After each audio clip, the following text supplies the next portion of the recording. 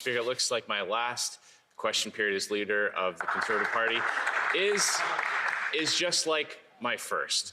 Warm, sunny, and the Prime Minister nowhere to be found. Monsieur le Président, le Premier ministre se moque des francophones. Mr. Chair, the Prime Minister has shown a lack of respect to francophones by granting a contract of $900 million to a unilingual organization with no presence in Quebec. How could the Prime Minister show such disrespect to francophones while once again helping his friends? The Honourable Minister, on the contrary, the two official languages of our country are very important to our government, and that is why we work closely with the public service to ensure that in the contribution agreement that both languages will be present,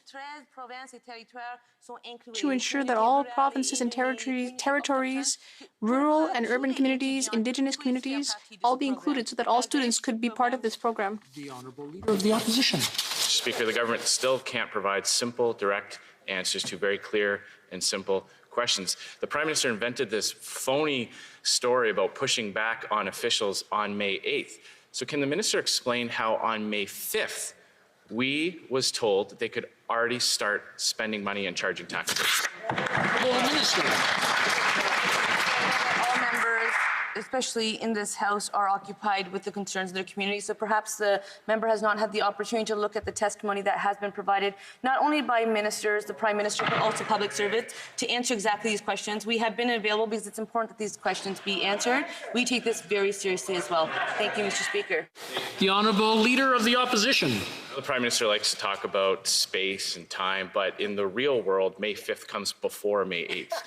Mr. Speaker, during this time of crisis, Canadians deserve and demand a steady hand leading our country. But instead of stability, we have a government in chaos. Cabinet ministers being summoned to testify. The Prime Minister's office focused more on damage control instead of fixing their flawed programs. And now senior sources close to the Prime Minister have told the Globe and Mail that the Prime Minister is inventing a phony policy excuse, a dispute, as an excuse to dump his finance minister, even bringing in a backup quarterback just in case. So when will the Prime Minister finally put the finance minister out of his misery? The Honourable Minister.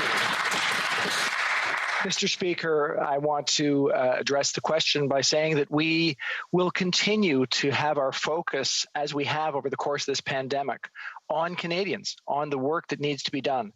What we've done over the course of the last number of months by putting out the CERB, which has supported millions of Canadians, by not only putting in place the wage subsidy but extending it, has given support necessary to face this challenging time for Canadians.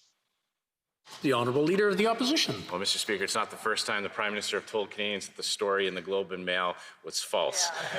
Speaking of that scandal, Mr. Speaker, on March 31st of 2019, the Prime Minister's lawyer sent me a letter threatening to sue me for telling Canadians about his corruption. On April 10th, 2019, I stood outside the chamber and repeated every single thing I said, the sordid facts about the SNC-Lavalin scandal. Now, he didn't like that I was telling Canadians about how he politically interfered in a criminal court proceeding. And I was looking forward to being sued because then the Prime Minister would have to testify under oath and go through discovery. So, after next week, my calendar is wide open.